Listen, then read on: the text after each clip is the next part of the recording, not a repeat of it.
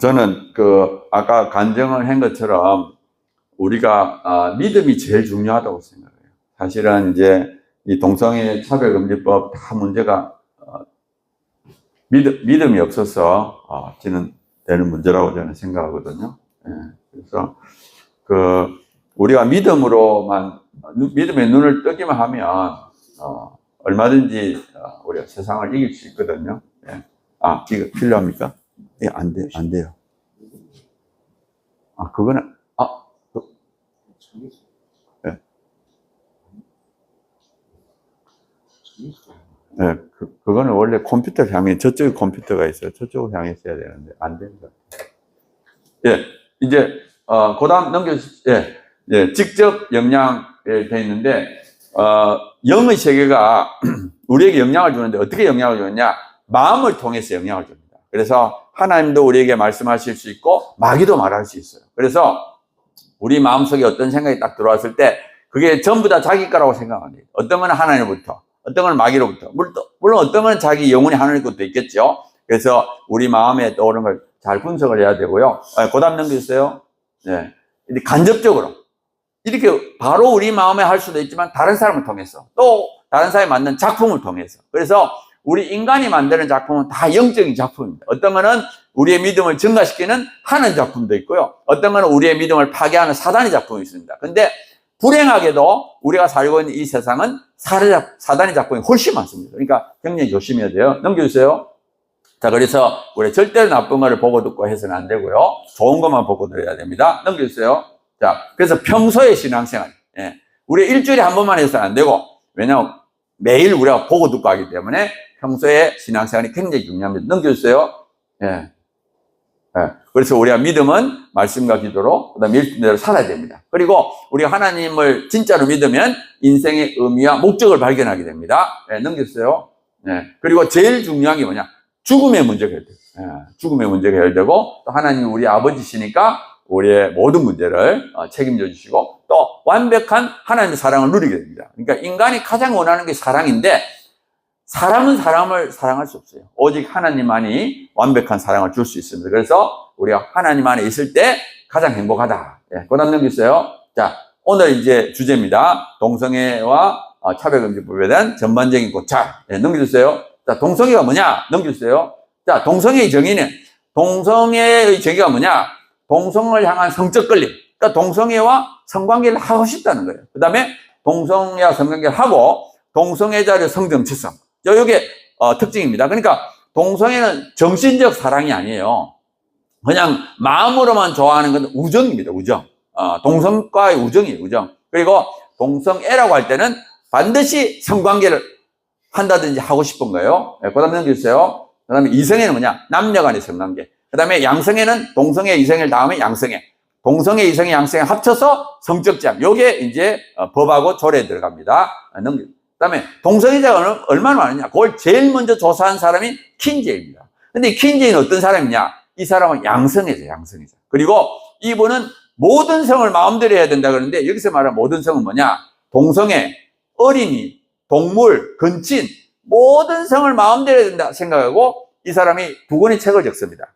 1948년도에 남성의 성적 행동, 53년도에 여성의 성적 행동. 예, 그 다음 넘겨주세요. 자, 요 책 내용이 뭐냐면은 미국 남성의 10%가 동성애를 한다는 거예요. 그러니까 이 책이 나왔을 때 센세이션을 일으켰어요. 이렇게 많이 한다고? 그 당시에는 미국이 굉장히 보수적이었거든요. 그래서 근데 이 킨제이는 자기 목표를 달성하기 위해서 문제가 있는 사람을 조사했어요. 예를 들어서 성범죄자, 노출증 환자, 소아애호자, 교도소감자 이렇게 성적으로 문제가 있는 사람을 표본의 4분의 1, 25%가 굉장히 많이 하고 있다 이렇게 한 겁니다. 넘겨주세요. 자, 이번에는 정부 차원에서 대규모로 조사했는데 캐나다, 영국, 미국에서 보니까 동성애자 1%, 양성애자까지 합해서 2%밖에 안 돼요.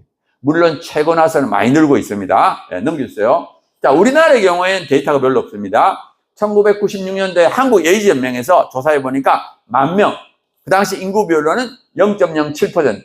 그 다음에 2003년도에 한국성광연구소에서 서울에 있는 남자를 조사했을 때 동성애자가 0.2, 양성애자 0.3, 동성애 경험이 1.1. 2011년도에 다시 조사해 보니까 서울에서 동성애 경험은 남자는 1.1, 여자는 0.3. 그러니까 여자는 남자의 4분의 1밖에 안 됩니다. 그 다음에 2012년도 한양대학교에서 전국에 있는 남녀를 조사하니까 동성애 경험이 0.3, 응답거절 0.3, 응답거절까지 합쳐도 0.7밖에 안 돼요. 왜 이렇게 적은가? 서울이 동성애자가 많습니다. 서울이 동성애자만 어떻게 할 수 있느냐? 일반 남성들은 에이즈에 거의 안 걸립니다. 반면에 동성애를 하는 남자들은 에이즈 걸량이 높아요. 그래서 에이즈 환자의 분포와 동성애자의 분포는 비례합니다. 그래서 전국의 보건소에서 에이즈 걸리는 확률의 2배가 서울에서 걸려요. 그러니까 서울이 동성애자가 2배 정도 많다 이렇게 추측할 수 있고요. 그래서 2003년도에 서울에 있는 남성 동성애자가 0.2%니까 2003년도에 전국의 남성 동성애자는 어떻게? 절반, 0.1%. 그런데 2003년에 비해서 지금은 에이즈 감염자가 7.5배. 그러니까 지금은 남성 동성애자가 0.75% 정도 되고 여성은 남자의 4분의 1. 그러니까 0.48%, 그리고 16만 명.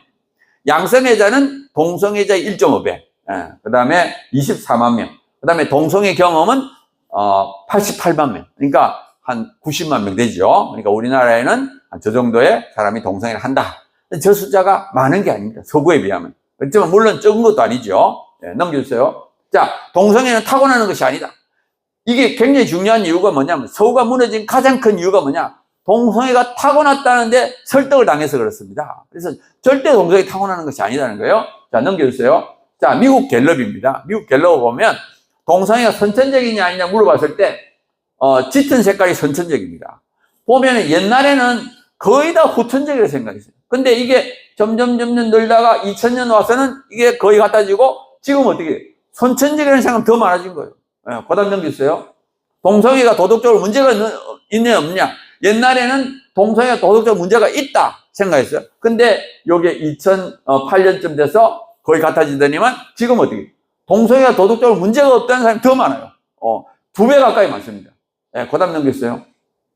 자, 그 다음에 동성애가 선천적이라고 생각하는 사람은 동성결혼 합법을 찬성하고 반면에 동성애가 후천적이라고 생각하는 사람은 동성결혼 합법을 반대합니다. 그러니까 동성애가 타고났다는 사람은 도덕적으로 문제가 없고 또 동성결혼 합법화에 찬성하게 됩니다. 그러니까 이 동성애가 타고났느냐 아니냐고 이게 굉장히 중요한 거예요. 이 인식에 중요합니다. 넘겨주세요. 자, 우리나라의 경우는 어떻게 되냐?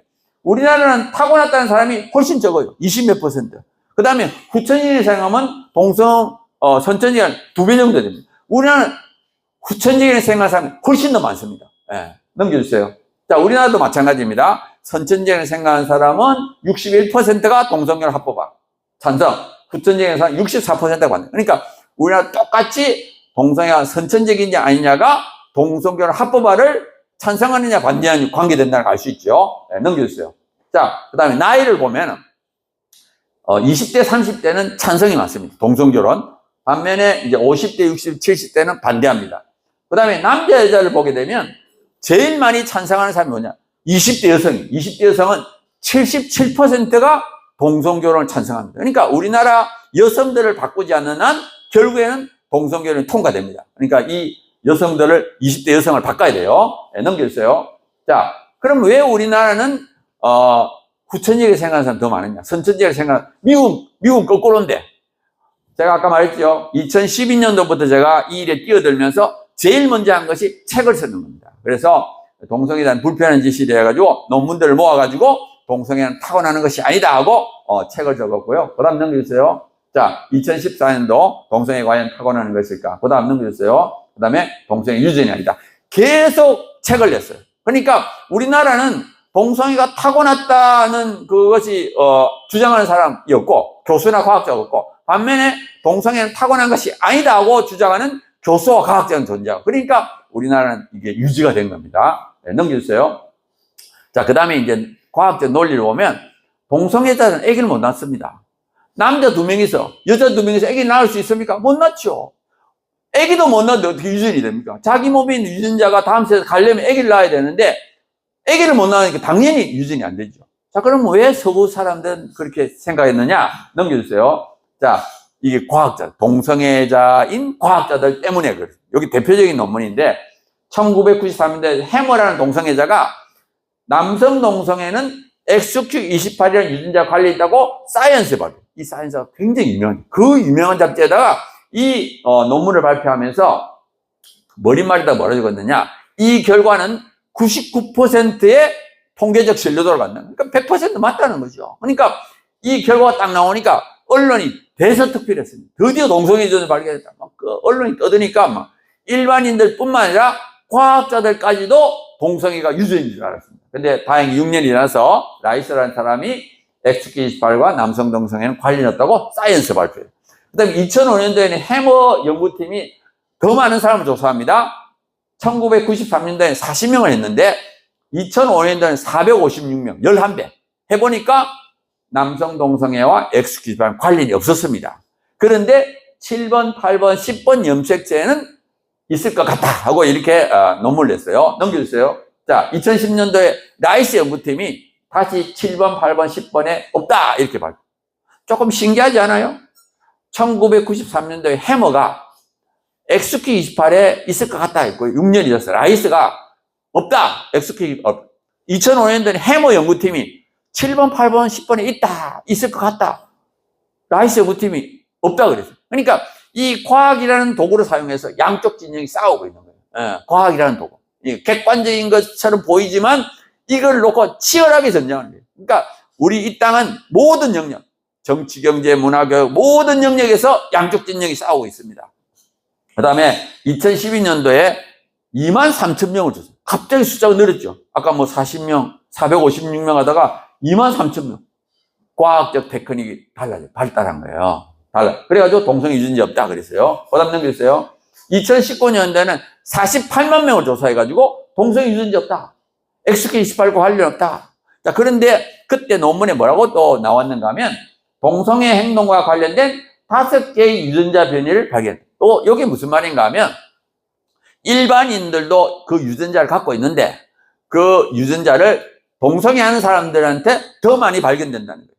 그리고 그 유전자는 뭐하고 관계되느냐? 우울증, 정신불면증, ADHD하고 관련된다 하고 논문을 발표해요. 그리고 그 5개가 동성애 형성에 미칠 확률은 1% 미만이다. 이 영향이 별로 없다는 거죠. 자, 그런데 요거를 보고 또 어떤 사람은 그래. 야, 저 5개가 있으니까 유전적인 영향이 있지. 막 이렇게 주장하는 사람도 있습니다. 넘겨주세요. 자, 우울증은 102개.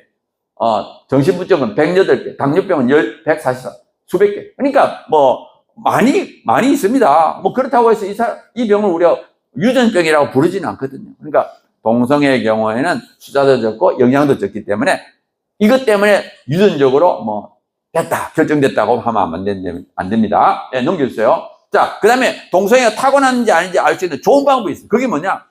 일란쌍둥이의 동성애 일치 비율. 왜 이거 좋은 건가 하면 일란쌍둥이는 한 개의 수정란이 두 사람이 됐습니다. 그러니까 이 두 사람은 100% 유전자 같아요. 그래가지고 만약에 동성애 유전자 있다면 두 사람이 동시에 갖고 있습니다. 그리고 그 다음에 뭐 선천적인 영향, 호르몬이라든지 모든 영향을 동시에 갖고 있습니다. 그러니까 동성애가 만약에 타고나는 것이라면 두 사람은 동시에 동성애자가 되고 동시에 안 돼야 돼요. 그래서 2000년 이후로 우리가 조사를 해보니까 2010년도에 제일 많은 사람을 조사했을 때 남자는 9.9, 여자는 12.1%의 일치율을 보입니다. 예, 넘겨주세요. 자, 그래서 일란쌍둥이의 동성애 일치 비율은 10%. 10명 다 1명. 유전자도 같고, 뭐, 호르몬, 모든 영향이 같은데도 10명 다 1명만 일치. 9명이 달라. 그리고 이 일란쌍둥이는 태어난 다음에 같은 부모 밑에서 같은 환경이 자랍니다. 그러니까 후천적인 영향도 같고, 선천적인 영향도 같고, 그러니까 요 10% 안에는 후천적인 영향이 들어있죠. 그러니까 선천적인 영향은 10%가 안 됩니다. 그러니까 동성애는 절대로 타고나는 것이 아니다. 과학적으로 분명하다. 이렇게 볼 수 있습니다. 넘겨주세요.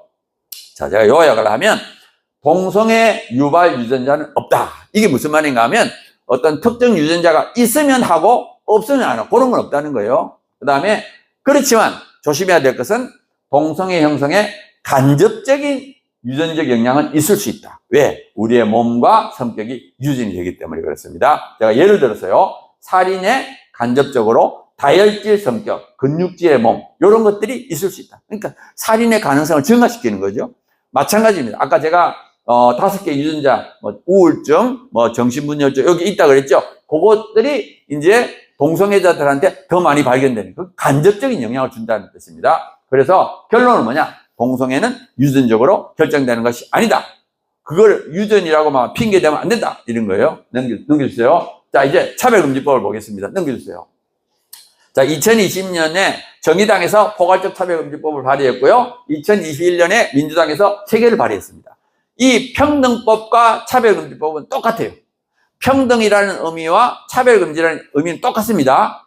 그리고 차별금지 사유에 성적 지향과 성별 정체성이 들어있어요. 성적 지향은 아까 조금 전에 말했죠. 동성애, 이성애, 양성애를 뜻하고 성별 정체성은 뭐냐? 자신의 성별 인식입니다.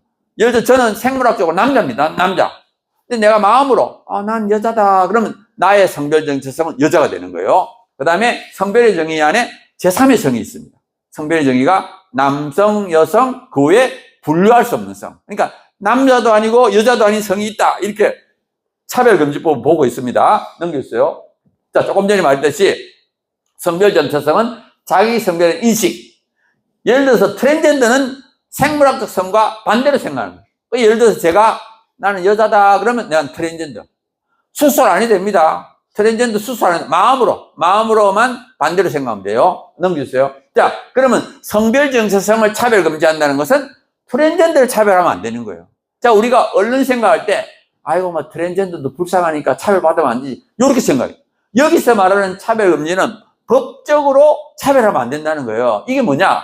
내가 마음으로 여자라고 생각하면 그 다음에 여자 화장실, 탈의실, 목욕탕에 들어가를 막으면 차별이 되는 거예요. 법적으로. 네. 넘겨주세요. 자, 젠더는 여러 가지 종류가 있는데 트랜스젠더는 생물학성과 반대로, 넌젠더는 남자도 아니고 여자도 아니고, 뉴트로시는 중성, 무성, 젠더 플루이드, 플루이드가 유체입니다. 변해요.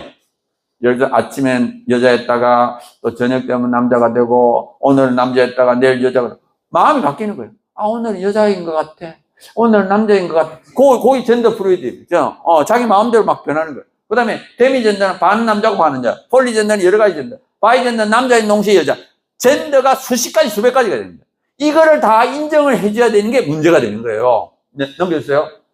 자, 차별금지법을 보면은 제가 말했죠. 2007년도 제가 이때부터 뛰어들었는데 2007년 10월 달에 성적장이 들어있었는데 막 우리가 반대하니까 성적장을 빼고 국회로 넘겼습니다. 그래서 보면은 성적장과 성별 정체성이 항상 들어있었어요. 그 다음에 형사처벌 조항이 들어있습니다. 네, 넘겨주세요. 자, 차별금지 만들면 어떻게 되느냐? 차별을 받았다고 생각하는 사람이 국가인권위에다가 진정을 합니다. 그럼 국가인권위가 조사를 해요. 그럼 국가인권위가 막 조사를 해가지고, 이건 진짜 차별이다. 판단을 하면 가해자한테 시행명령, 고쳐라. 근데 가해자가 말을 안 듣잖아요? 그러면 3천만 원까지 이행강제금. 그래도 말을 안 들어. 그럼 또 다시 3천만 원까지 하고, 그 다음에는 소송을, 법원에 넘기면서 피해자에게, 변호사 비용을 대줍니다. 그럼 1심, 2심, 3심 하면 얼마나 돈이 많이 들겠어요? 그러니까 가해자는 꼼짝 말하죠.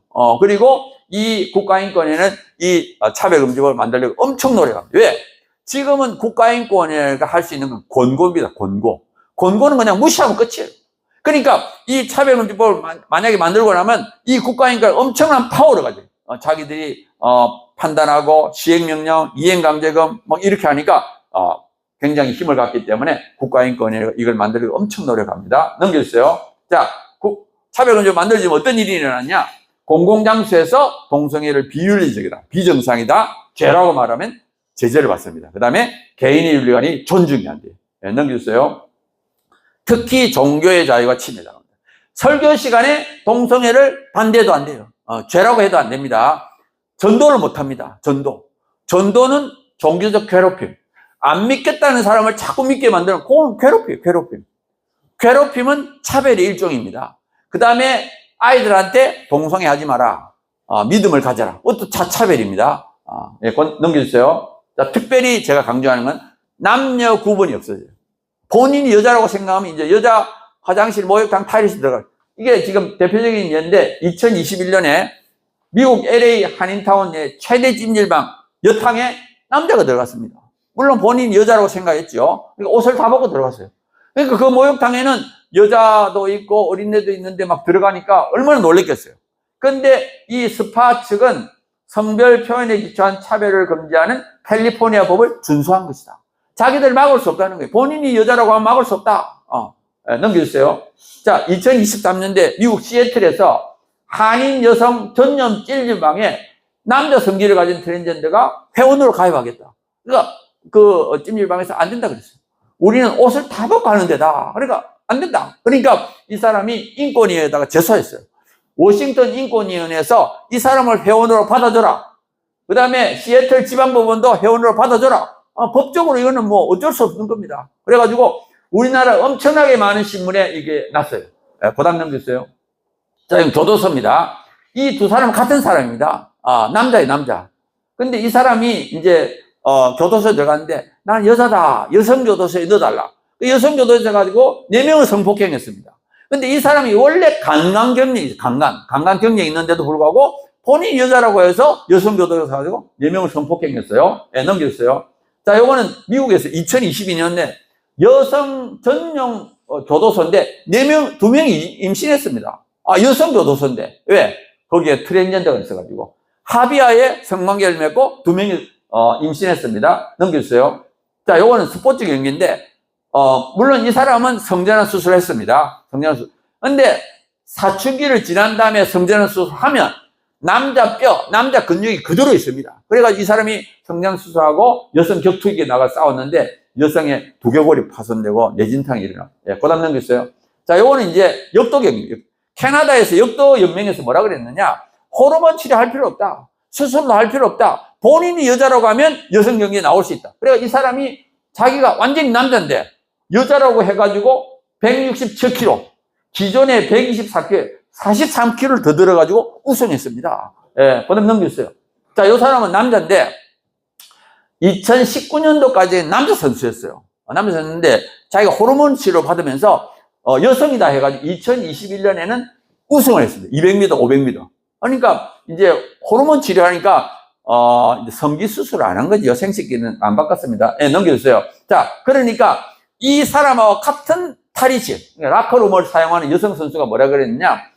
193cm의 생물학적 남성 앞에서 일주일에 18번 옷을 벗어야 됩니다. 그리고 그 사람은 남성 생殖기를 그대로 갖고 있다. 이게 이제 이렇게, 여성 선수가 이제 하소연을 하는 겁니다. 하소연. 지금 이 사람하고 트랜스젠더하고 여성 선수가 같이 옷을 벗어야 돼요. 일주일에 18번이나. 그래가지고 학교에다 말을 하니까 학교에서 뭐라 그러는지 알아요? 남성 앞에서 옷 벗는 것이 익숙해지도록 재교육을 하겠다. 이게 말이 됩니까? 아니, 여자가 남자 앞에서 옷 벗는 게 익숙해지도록 만들겠다는 게 무슨 말이에요? 그런데 학교는 이렇게 할 수밖에 없습니다. 왜? 이 사람은 트랜스젠더예요, 트랜스젠더. 여자. 법적으로 여자입니다. 그러니까, 몸은 남자인데, 마음은 여자예요. 이 사람하고 여자를 따로 분리시켜서 옷을 벗게 하면 차별입니다. 그리고 대학이 처벌을 받아요, 처벌. 그리고 이 사람이 만약에, 소송하면 집니다. 몇 천만 원 내야 돼요, 몇 천만 원. 그러니까 어쩔 수 없어. 학교는 같이 옷 벗어라. 어쩔 수 없다. 그 말입니다. 예, 넘겨주세요. 올해 1월 달에 여자 대학 배우 경기에, 한쪽은 트랜스젠더 3명, 한쪽은 트랜스젠더 2명. 보세요. 흰 옷이 2개고 빨간 옷이 3개잖아요. 한쪽은 트랜스젠더 3명이고, 한쪽은 2명. 트랜스젠더 3명 나온 쪽이 이겼습니다. 예, 넘겨주세요. 자, 요거는 화장실 문제입니다. 아까 젠더 플루이드 변한다 그랬죠? 남학생이 여자 화장실 들어가서 성폭행했습니다. 2015년도 그 화장실에서, 아마 화장실에 샤워실이 있는가 봐요. 불법 촬영해가지고 이제 문제가 생깁니다. 그러니까 이 차별금지법의 가장 큰 피해자는 누구냐? 학부모 여성이. 제가 이걸 좀 강조하는 이유가 있습니다. 제가 말했어요. 우리나라 20대 여성의 77%가 이걸 지지하고 있어요. 이게 통과되면 가장 큰 피해자가 여성인데 여성들이 이걸 지지한다니까 얼마나 안타까워요. 그래서 지금 이걸 좀 강조하고 있는 거예요. 남녀 구분이 없어져서 결국은 여성들이 가장 큰 피해자다. 네, 그 다음 넘겨주세요.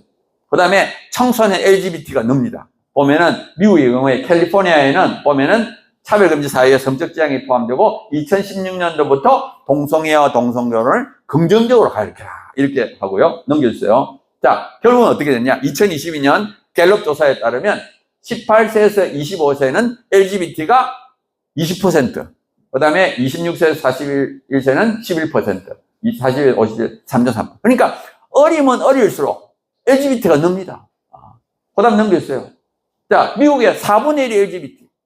4명나 1명이 LGBT. 그러니까 어떻게 되겠어요? 한 집 건너 1명이 LGBT입니다. 이렇게 되는 거예요. 미국이 어리석은 나라입니까?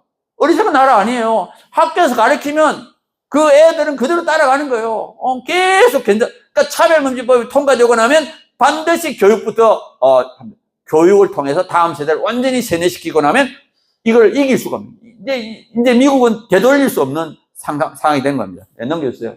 영국도 마찬가지입니다. 2019년도에 성적 지향과 젠더 정체성을 탐색하게 만들어요. 그리고 애들이 만약에, 말하면 반드시 인정해줘요. 이게 뭐예요? 멀쩡한 애들한테, 야, 네가 혹시 트랜스젠더인지, 동성애자인지 한번 생각해봐. 그래가지고, 선생님 나는 동성애자인 것 같아. 야, 그거, 그렇게 해, 나가. 그러니까 어떻게 되겠어요? 점점 늘지요. 넘겨주세요. 예, 그 다음, 넘겨주십시오. 예. 18세 이하 청소년, 성전환자가 2009년도엔 77명이 2018년도에 2,590명. 2,590명. 34배가 됐어요. 그 다음에 신청자의 70%가 여성. 옛날에는 남자가 여자가 되는 사람이 훨씬 많았습니다. 10년 지나니까 여자가 남자가 되는 게 훨씬 많아요. 그러니까 이걸 제가 보면서 느끼는 게 뭐냐면 여성들이 이게 너무 교육을 잘 받아요. 잘 습득하면. 가르치는 대로 하면. 여성들이 이제 바뀌는 거예요. 전 세계적인 현상입니다. 우리나라만 그런 게 아니에요. 전 세계적으로 여성들이 이 LGBT를 지지합니다. 이게 전 세계적인 현상이에요. 그러니까 얼마나 안타까운지 몰라요. 네, 그거 넘겨주세요. 자, 이제 독소조항이 없는 차별금지법도 반대해야 된다. 사실은 제가 성적 지향하고 성별 정체성 문제점을 말하니까 어떤 분들이 해요. 차별금지법은 좋은 법이니까 거기서 그럼 성적 지향하고 성별정 빼고, 그럼 만들면 안 되냐? 절충안이죠, 절충안. 그걸 빼고 만들자. 그것도 안 됩니다. 왜 안 되느냐? 이걸 우리가 포괄적 차별금지법이라는데, 이제 한 20가지 쫙 나열한 다음에 마지막에 그 밖에 사유. 등과 그 밖에 사유 안에 성적 지향과 성별정이 들어있다고 간주를 합니다. 그건 누가 하느냐? 판사가예요, 판사가. 예를 들어서 미국도 보면은 차별금지법에 성적 지향이 없습니다. 없는데도 판사가 그 등 안에 성적 지향이 있다고 판결을 해요, 판결. 그러니까 아무 소용이 없는 거죠. 특히 우리나라는 이게 차별인지 아닌지 판단하는 데가 국가인권이에요, 국가인권. 우리나라 국가인권에 보면 이미 성적 지향이 들어있습니다. 그리고 지금 현재 국가인권에는 동성애와 트랜스젠더를 옹호하는 권고를 엄청나게 하고 있어요. 그러니까 우리나라에 만약에 차별금지법을 만들면 그 안에 성적 지향이 없어도 당연히 성적 지향이 포함됐다고 간주를 하죠. 그 다음에 차별금지법을 만들고 나면 독소조항이 없는 걸 만들어도 거기다가 독소조항 넣는 건 너무 쉽습니다. 처음에 차별금지법을 만드는 거는 굉장히 어려워요. 공청회 돼야 되고 막 하지만 일단 만들고 나면 거기다가 독소조항 넣는 건 너무 쉽습니다. 예, 그 다음 넘겼어요. 자, 개별적 차별금지법은 우리나라에 엄청 많습니다. 그래서 남녀, 장애, 외국인, 우리나라의 개별적 차별금지법. 우리가 있어야 될 거라고 생각하는 그 차별금지 사유에 대한 개별적 차별금지 다 있어요. 여기서 말하는 개별적 차별금지법이 뭐라는가 하면 그 사유 하나에 대한 거. 장애, 남녀 하나에 대한 차별금지법 우리가 개별적 차별금지법이라고요. 우리나라에는 개별적 차별금지법이 많이 있습니다. 그러니까 아까 그 성적 지향과 성별 정체성을 빼고 만들자 하면 빼고 만들 필요가 없어. 빼고는 다 있어. 우리나라에 지금 없는 건 뭐냐? 성적 지향, 성별 정체성 차별금지법이 없는 거예요. 그러니까 빼고 만들 필요가 없어요. 그리고 저는 이 포괄적 차별금지법은 비합리적이라고 생각해요. 비합리적. 왜 비합리적이냐? 20가지를 쫙 나열한 다음에 똑같은 수준으로 모든 것을 동일하게 차별금지합니다. 이건 말이 안 되죠. 왜 말이 안 되느냐? 한번 생각해 보세요. 남녀 간의 차별금지 수준은 높은 수준의 차별금지예요. 장애인도 마찬가지예요. 장애에 대한 것이 높은 수준. 근데 우리가 교도소 갔다 온 사람, 교도소 갔다 온 사람은 차별금지를 하되 낮은 수준의 차별금지를 해야 되는 거예요. 차별금지 사유에 따라서 이게 높고 낮음이 달라져요. 근데 똑같이 이렇게 하면은 이건 안 되는 거예요. 그래서 저는 이 개별적 차별금지법이 맞다. 만약에 부족하면 이걸 수정하면 된다. 이 개별적 차별금지법이 맞춤형 차별금지법. 이걸 우리가, 그래서 이제 다른 분들이 만약에 물어보잖아요. 야, 왜 기독교는 차별금지법을 반대하느냐고, 그러면 차별하자는 뜻이냐, 막 이렇게 하면, 우리가 분명히, 우리는 개별적 차별금지법은 찬성합니다. 우리가 당연히 있어야 될 거라고 생각하는 남녀, 장애, 이런 건 다 있습니다. 우리가 반대하는 거는 포괄적 차별금지법을 반대하고, 거기에 성적 지향과 선별정책에 들어가면 수많은 문제를 일으키고 있습니다. 이미 통과된 서구에서 이미 일어나고 있기 때문에 그래서 반대하는 겁니다 하고 우리가 분명하게 설명을 드려야 됩니다. 넘겨주세요. 자, 차별금지법 문제점 요약을 하면 윤리도덕이 파괴돼요. 악을 선이라고 선을 악이라고요. 그 다음에 남녀 구분이 파괴돼서 진짜 여성이 피해자가 돼요. 그 다음에 자녀들이 파괴돼서 학부모들이 피눈을 흘립니다. 제가 전공이 물리학입니다. 물리학. 근데 아까 말했던 대로 제가 2012년도부터 이 일에 본격적으로 뛰어들어가지고 보니까 학부모들이 어떻게 저를 찾아옵니다. 부산대학교 연구실에 있으면 어떻게 알고 저를 찾아와요. 찾아와가지고 자기 자녀가 동성애자인데 자기 자녀가 트랜스젠더 이거 고칠 수 없느냐고 울면서 애원을 합니다. 애원. 자기 자녀가 트랜스젠더 동성애자라고 막 울면. 근데 이게 고쳐집니까? 자기 마음으로 이렇게 하는 건데 자기가 마음을 바꿔야죠. 그래서 제가 그 부모님한테 그래요. 이거 인간의 힘으로 할 수 없습니다. 하나님밖에 고칠 수 없어요. 그러니까 새벽에 가서 계속 울으라고. 하나님, 우리 아이 좀 고쳐주세요 하고 계속 울면은 하나님이 역사하신다고. 제가 그렇게 이야기해요. 그리고는 그 애를 붙잡고 울으라고. 그러면 혹시 변할 수 있다. 그래서 보면은 얼마 안 된 애들, 20대는 바뀝니다. 20대는 열심히 부모가 그냥, 사정하면은 애가 이제 돌이켜요. 근데 한 30쯤 되면 10년 이상 하면 안 바뀝니다. 한 번은 어머니가 딸을 데려갔어요. 근데 어머니도 미인이고 딸도 미인이더라고. 근데 그 어머니가 이제 30대 중반 되는 딸을 데리고 왔는데 그 딸이 남자가 되겠다는 거예요. 그래서 제가 1시간 동안 설명해요. 성전환 수술하면 일생 동안 호르몬 약을 먹어야 돼. 고칠 수 없다. 되돌릴 수 없다. 그러니까 정말 신중하게 생각해라. 1시간을 설명했는데도 불구하고 끝까지 남자가 되겠다. 그럼 어떻게 하겠어요? 결국 돌아갔어요. 제가 한 2달쯤 지나서 생각이 나서 어머니한테 전화했죠. 어머니, 딸 어떻게 됐습니까? 어머니가 하는 말이 뭐예요? 자녀를 어떻게 키웠느냐. 얼마 전에 유방절제 수술했다는 거예요. 그러니까 저에게 찾아온 부모들은 와서 울어. 얼마나 답답하면 저를 어떻게 수소명을 찾아와. 그래가지고 이게 남의 일이면 자기 자녀의 문제라고 생각하면 이건 하늘이 무너지는 겁니다. 대부분의 사람들이 우울증, 자기가 자녀가 동성애자라는 말을 들었고 한 번도 제대로 잔 적이 없다. 한 번도 제대로. 그러니까 그 고통이라는 말도 이 남의 문제가 아닙니다. 지금 서구는 한직권은 한 명이에요. 한직권은. 고등학생이 4명당 1명이 그렇다니까. 얼마나 심각합니까? 우리나라가 만약 통과되면 어떻게 돼요? 미국이나 영국보다 낫겠습니까? 천만의 말씀. 우리나라는 더 합니다.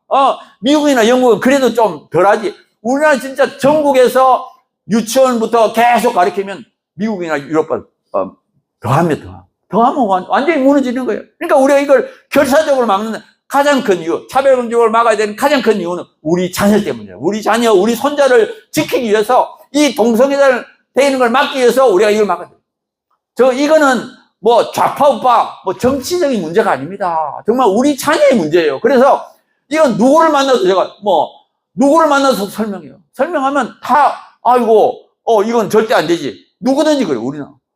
그러니까 우리가 정말 미국이나 유럽은 이제는 정신 차려도 어쩔 수 없습니다.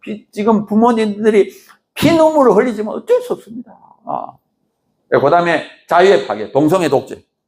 이게 무슨 말인가 하면 이게 딱 차별금지법이 통과되고 나면 우리가 판사들이 이제 판결할 때 2가지 권리가 충돌할 수 있잖아요. 하나는 LGBT 권한, 한쪽은 종교의 자유. 그러면 판사들이 어떻게 생각하는 거예요? LGBT 권한이 훨씬 높습니다. 종교의 자유, 언론의 자유, 표현의 자유, 그건 그 밑이에요. 동성애자들의 마음에 상처를 주는 종교행위, 언론의 행위, 표현행위 다 금지예요. 그러니까 LGBT, 동성애 독재가 시작됩니다. 그 다음에 교회 파괴. 믿음 있는 사람은 직장에서 쫓겨납니다. 차별금지법이 통과되고 나면 기업체마다 그냥 그 기업체 규칙이 정해. 거기 동성애 반대하면 호모포비아. 그럼 결국 쫓겨납니다. 본인이 인스타그램, 페이스북에 글 적어도 쫓겨납니다. 그러니까 완전히 그냥 그러니까 이게 통과되고 나면 어쩔 수 없습니다. 예. 그 다음 넘겨주세요. 자, 요건 학생인권 조례. 예. 특히 광주라서 제가 언급합니다. 넘겨주세요. 자, 학생인권 조례는 학생의 인권과 자유만 강조하고 관계와 책임이 없기 때문에 문제가 생긴다. 예, 넘겨주세요.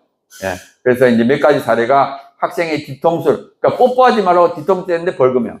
그 다음에 수업 중 영상통화했는데 5천원 엎드려 버치했는데 교사가 징계를 받고. 그러니까 지도를 못하는 거죠. 넘겨주세요. 예. 그 다음에 이제 학생인권 조례가 만든 다음에 교권 침해 같은 거. 광주는 2012년 1월 달부터 학생인권 조례, 이제 교권 침해 건수가 느는 걸 볼 수 있죠. 넘겨주세요. 자, 최근 이제 자료를 보면 정교조가 81.8%가 교권 침해가 심각하다. 그러니까 한국교총도 95%. 그리고 학생의 문제 행동을 매일 겪는다가 61%. 그러니까 선생님들 10명당 6명은 매일 학생의 문제 행동을 보는 겁니다. 예, 넘겨주세요.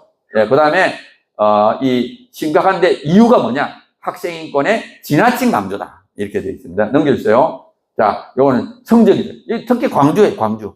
보면은 2012년도부터 지금 1월 달부터 했는데 2011년도까지는 국어, 영어, 수학 전부 1등이에요.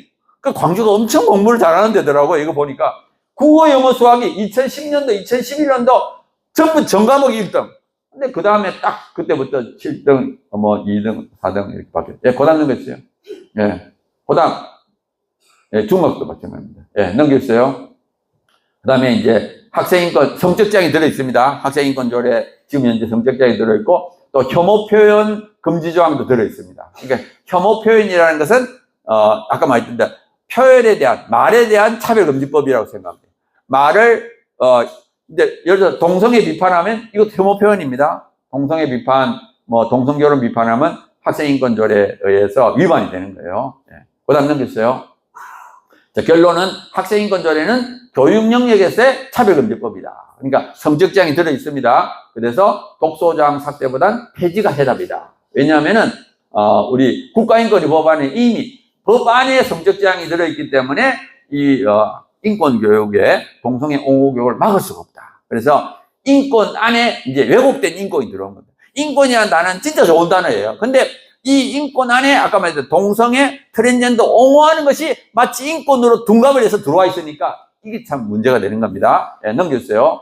예. 그 다음에 학생인권 조례가 폐지되면 학생의 권리가 침해가 된다. 그건 아니죠. 지금 우리나라에 7군데밖에 없습니다. 10군데는 없어요.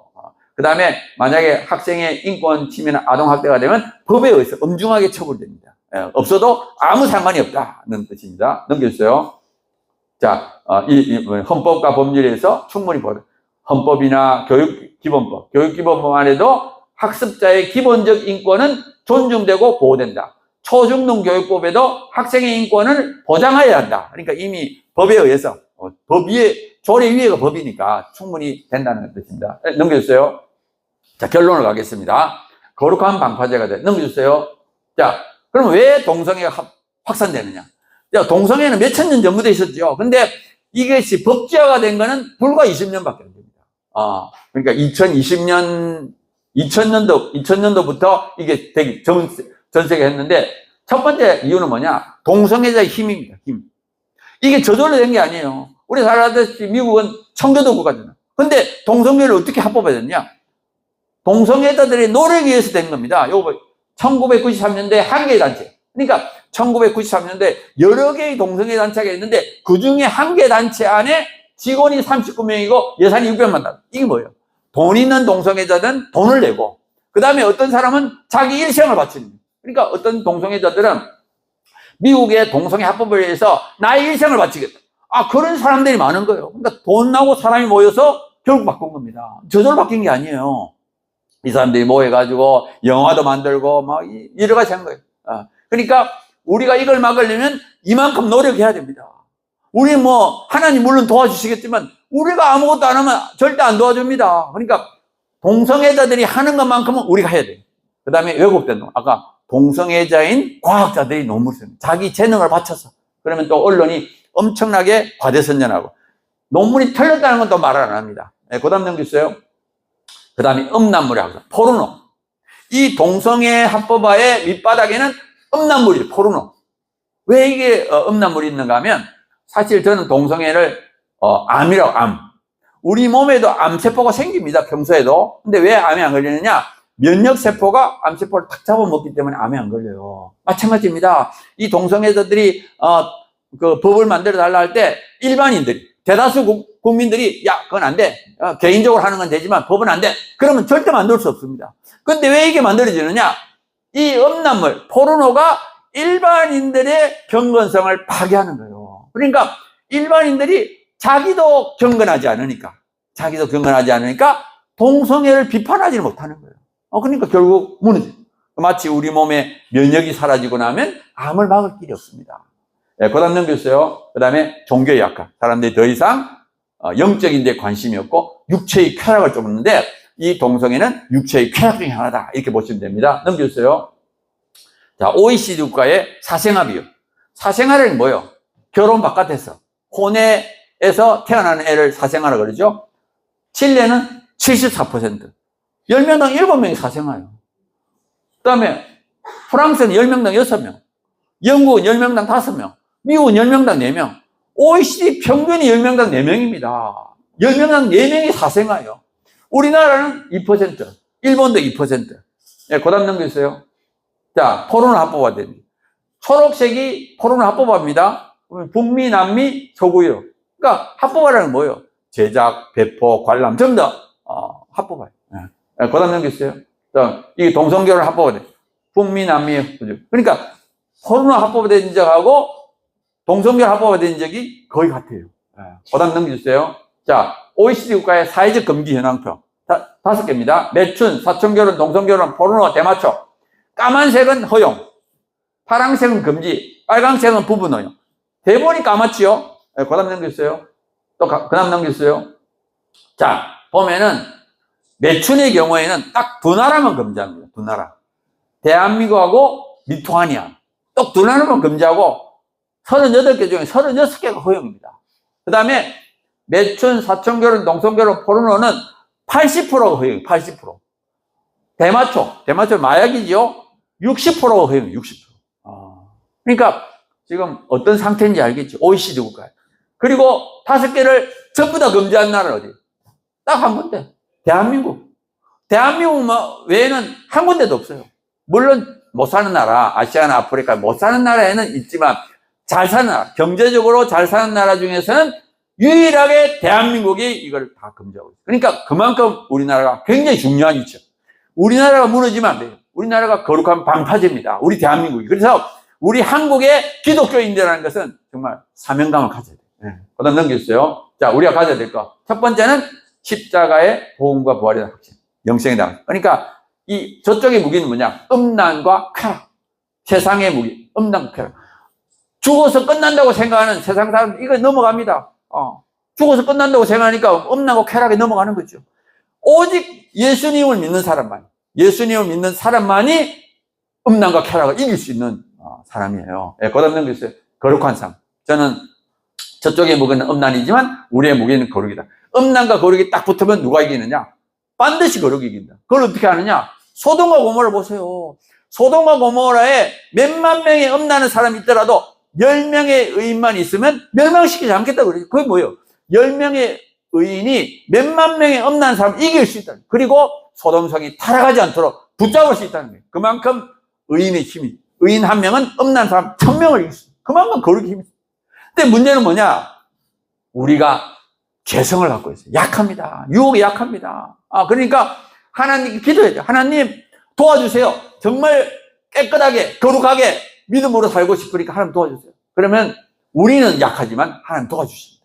우리는 부족하지만 성령님이 도와주시면 아무리 이 세상이 음란해도 우리가 거룩함을 지킬 수가 있습니다. 그래서 우리가 이제 하나님을 의지해야 되고요. 하나님을 두려워해야 돼요. 그 다음에 헌신과 희생을. 아까 제가 앞에 말씀드렸죠. 제가 하나님께서 또 저를 통해서 이제 수많은 사람들이 헌신하게끔 만들었습니다. 넘겨주세요. 충분히 읽으세요. 제가 이걸 강조하는 이유가 있습니다. 제가 이렇게 막 그 전 세계 현황 이런 걸 말하고 나면 처음에는 모르고 있다가 무슨 그런 일이 있어. 그러다가 진짜네. 그 다음 순간에 어떤 생각을 하는 거야? 야, 그거 못 이기겠다.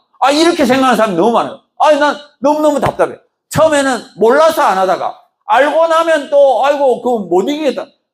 이건 말이 안 되거든요. 우리가 정확하게 실체를 알고 그 다음에 분명히 이길 수 있다. 자신감을. 전쟁터에 나가는데 야 이건 결국 질 거야. 그럼 못 이깁니다. 분명히 이길 수 있고 이겨야 된다는 걸 가져요. 보세요. 왜 우리가 이길 수 있죠? 하나님이 살아계시기 때문에 이깁니다. 하나님 살아계시기 때문에. 하나님은 정말 지금도 살아계세요. 하나님 2000년 전에는 동성애 반대하다가 지금은 찬성하고 그렇지 않아요. 하나님은 살아계셔서 분명히 지금도 동성애를 반대합니다. 성경에 있는 그대로. 그래서 우리 하나님을 붙잡고 나가면 충분히 이길 수 있고요. 그 다음에 거룩은 음란보다 강하고 빛은 어둠보다 강하다. 그러면서 제가 초대교회 예를 듭니다. 초대교회가 로마 시대는 지금보다 훨씬 더 음란했습니다. 그 당시에 로마 황제는 동성결혼을 했어요. 그리고 그 당시에 교육계의 지도자는 뭐예요? 철학자들은 소화성이었어요. 미동들을 데려다니면서. 그 다음에 그 신전에 가면 남자 창기, 여자 창기가 있어요. 거기 때는 종교라는 이름으로 음란을 행했습니다. 그러니까 종교, 교육, 정치, 문화 모든 것이 지금보다 훨씬 더 음란, 훨씬 더. 그럼에도 불구하고 결국에는 기독교가 이겼습니다. 왜 이겼느냐? 로마의 지도층이 자기 며느리와 배우자를 기독교인 여성으로 삼았기 때문에 결국 로마가 기독교고 마찬가지예요. 지금 이 세상이 음란하다 할수록 더 거룩이 빛이 납니다. 거룩하게 사는 사람이 더 어떻게 보면 희귀하며 더 막강한 힘을 발휘해요. 그러니까 얼마든지 초대교회가 그 음란한 로마를 이겼던 것처럼 지금은 로마보다 훨씬 덜 음란하기 때문에 분명히 이길 수 있습니다. 로마 초대교회를 보면서. 그 다음에 우리나라 동성애자는 기독교는 작아요. 동성애자인 교수, 그 다음에 변호사, 의사, 기독교인의 100분의 1도 안 돼요. 100분의 1. 근데 문제는 뭐냐? 여기 있는 것처럼 전 세계에서 동성애와 차별금지법을 막을 수 있는 나라는 유일하게 대한민국. 이게 너무 안타까운 일이에요. 너무 안타까운. 아까 그림 봤죠? 북미, 남미 이미 다 무너졌습니다. 유럽 다 무너졌습니다. 지금 아시아하고 아프리카 남아있는데 아시아도 지금 무너지고 있습니다. 일본, 대만, 네팔, 태국 하나씩 무너지고 있습니다. 지금 전 세계에서 이거를 막을 수 있는 가능성이 있는 나라가 딱 한 군데예요. 한 군데. 많이 있는 거 아니에요. 딱 한 군데. 오직 대한민국밖에 없어요. 오직 대한민국.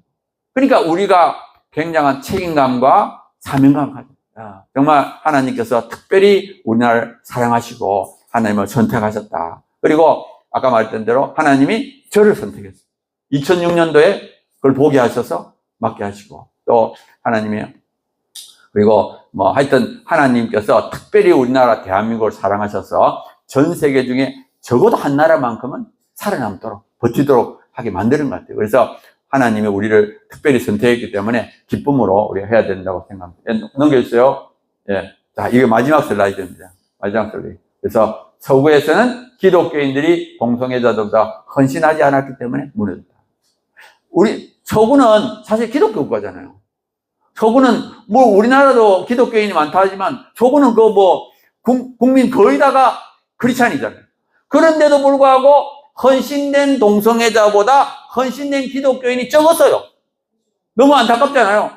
아니 그렇게 기독교 국가인데 헌신된 동성애자보다 헌신된 기독교인이 적었다니까요. 그래서 무너졌어요. 아니 왜 이렇게 헌신된 기독교인이 적었죠? 껍데기가 됐어요. 껍데기. 왜 껍데기 됐어요? 음란에 의해서. 이 음란물 포로로 해서 교회는 다니지만 거룩하게 사는 사람들이 없으니까. 껍데기 기독교인은 동성애자 이길 수 없습니다. 이 동성애자들은 골수까지 음란해요. 골수까지 음란한 사람을 껍데기만 거룩한 사람을 이길 수 있습니까? 못 이기지요. 당연히 못 이기지요.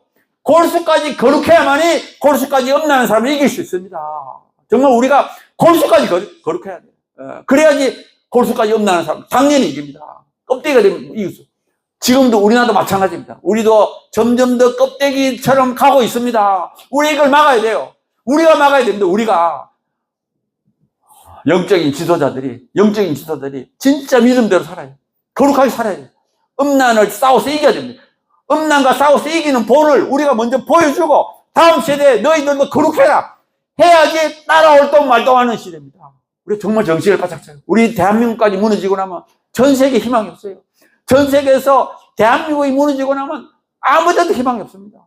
미국도 동성애자를 대사로 보냈죠. 뉴질랜드도 동성애자를 대사로 보냈죠. 우리나라만 무너지면 끝나는 거예요. 온 지구상에 아무데도 없어. 그래서 정말 우리나라만큼 끝까지. 그리고 이거 어렵지 않습니다. 정말 하나님 말씀 붙잡고 진짜 믿음대로 살기만. 어렵지 않게 이깁니다. 어렵지 않게. 정말 한 사람 한 사람이 빛을 발하면 어둠을 이길 수 있습니다. 어둠은 아무 힘이 없어요.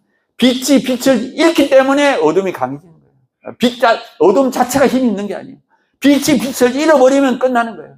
그래서 한 사람 한 사람이 진짜 하나님 말씀대로 살기만 하면 분명히 이거 또 하나님께서 우리 대한민국만큼은 끝까지 버티기를 기대하고 있다고 생각합니다. 그래서 우리는 끝까지 버텨서 반드시 승리하는 삶을 결과를 낳기를 바랍니다. 예, 감사합니다.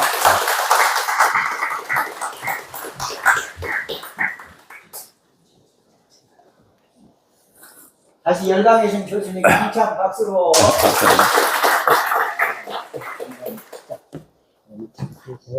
예.